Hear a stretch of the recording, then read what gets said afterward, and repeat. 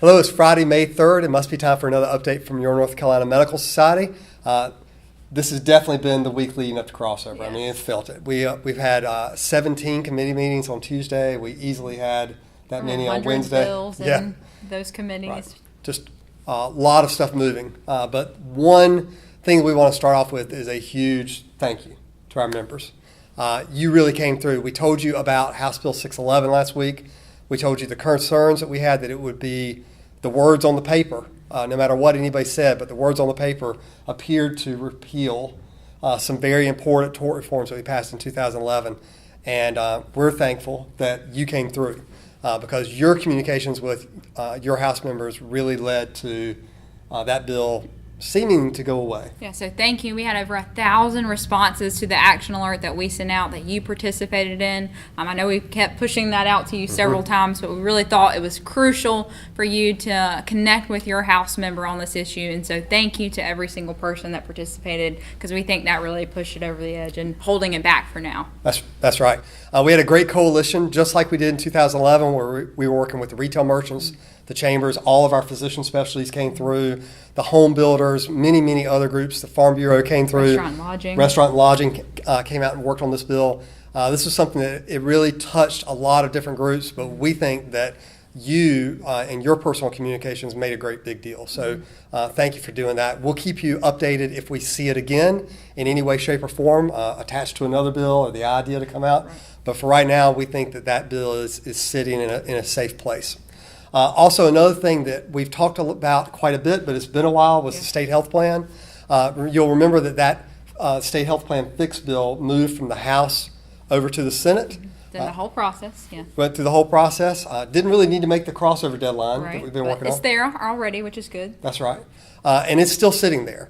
So not sure exactly when the Senate is going to choose to take that up, or if they're going to choose to take it up. We're still waiting to find out about that. So as you're having those back home conversations, if that's something you're concerned about, maybe a good question to ask. Right. Yep. The big thing for this week was the thing we spent the most time on, even while it's been crossover deadline, is still the House budget. Which was released late on Tuesday evening. About 300 pages of light reading for us to read late at night. But a few highlights we want to make for you from the DHHS budget. The first thing is some rural loan repayment for both physicians and dentists that made its way into the budget this year. $2 million for the first year or fiscal year, and $1 million for the second fiscal year. So we were excited to see that. Yeah. And so remember, this is state money, so there's federal dollars for loan repayment for a certain group of folks. There's the state dollars, and then we have the community practitioner money here at the North Carolina Medical Society. It's kind of the loan repayment of last resort. This is something we look at every single year, and we try to add money to encourage physicians, nurse practitioners, PAs to go into rural communities. So we're very happy that money's there. And glad that legislators see that as a priority of getting those providers in rural communities. Yep. Also saw some Medicaid transformation funding, some things they needed for some housekeeping. So glad to see that in the budget, so that can keep moving forward and that process is smooth for you and the patients that you serve. Yeah, and there's language in there about empowering them in the budget. There's money in the budget. There's another bill, a Medicaid transformation bill.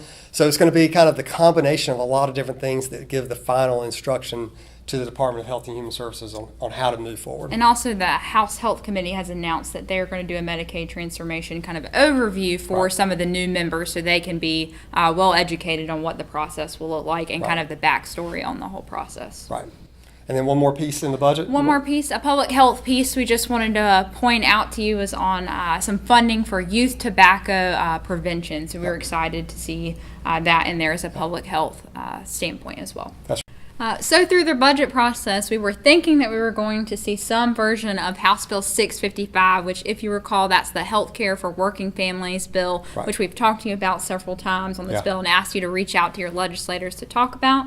And we thought, again, that we would see that in the budget, but it was not there. So we'll be watching closely to see if and when that moves next week before crossover. And we would ask you to continue to have that conversation with your legislators about it being important to you and your patients. Right. And, of course, this bill has an appropriation in it. Right. I mean, it has some spending in it. So this doesn't have to go before crossover, but we just thought that it would be something the House would kind of bundle together, but it hasn't been, so we'll see what happens with that towards the end.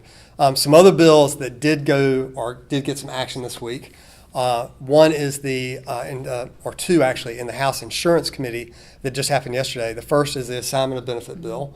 And you'll remember we've talked about that a number of times. Many of our practice managers are very concerned about this bill. Something we've championed. That's right.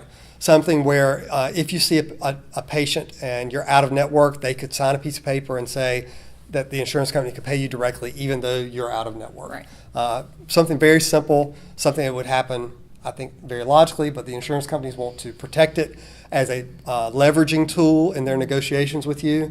That bill had a robust discussion. We fended off a nasty amendment that would have done some other really horrible things, but in the end, the bill didn't receive a favorable report.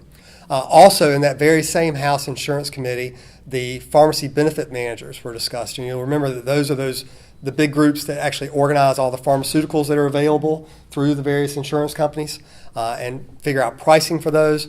Currently, those are not regulated in the state of North Carolina. So this bill would propose to license them and have them regulated by the Department of Insurance. This one also had a lot of discussion, and eventually we just ran out of time. So it may see that bill next week. It may end up moving, but ran out of time quickly at the end as they were trying to get other bills to move through. So another bill that we saw suddenly pulled from the calendar was the Senate Healthcare Expansion Act. And if you remember, we've mentioned this bill to you before, and it has a full repeal of CON and some funding for innovation waiver slots, and that's how they're using the term expansion. But we fully expect to see that bill moving next week. Yeah, some point in time along the way. Yeah. And then we also had the helmet bill was back again. Yeah, the helmet bill's back again, and I'm sure you remember that we've talked about this extensively. It made it through, did not make it through transportation in its first round, but then did in its second round. And as a reminder, this would repeal the helmet law requirements for individuals over the age of 21. So we heard that in House Health Committee this week, and it failed. So it was interesting. The sponsor was mentioning that it would be optional. Right. That it was not one of those things where it was mandating that nobody could wear one. It was just making it optional for over 21. There was an amendment to try to say if it was over 25. So there's a lot of different discussion around that also, but in the end that bill failed. So a lot going on there. You'll remember that in our blog, the daily posts are occurring, that Sue Ann's updating every single bill as they go through. So whether we have 5 committee meetings or 100 committee meetings, we're getting all those done. So if you want to see what is most current, go there and you can see that action and see any summary of what that action is. Please comment there. Send us a message either through the blog, send an email to us, send us a text. Let us know if you like the bill, you don't like the bill, want us to prioritize that bill. That's right. All this communication helps us when we're having that dialogue with your legislators here in Raleigh on your behalf. So be sure to keep us informed of what you're feeling, what you're thinking about these things. And we're going to have another busy week next week, even though it's going to be compressed, right? Because crossover instead of Thursday is now going to be Tuesday. So we're looking forward to a short week next week, but we'll have another update for you on exactly what is eligible for the rest of the legislative session. I want to say thank you to our surgeons who came out this week and lobbied some legislators on NC Hands-Free and Stop the Bleed and some other bills that their specialty is particularly concerned about, but it was great to have them in the building on Wednesday. So if you haven't registered for White Coat Wednesday yet, still have some time. The month of June is available, and we'll definitely still be here. We will.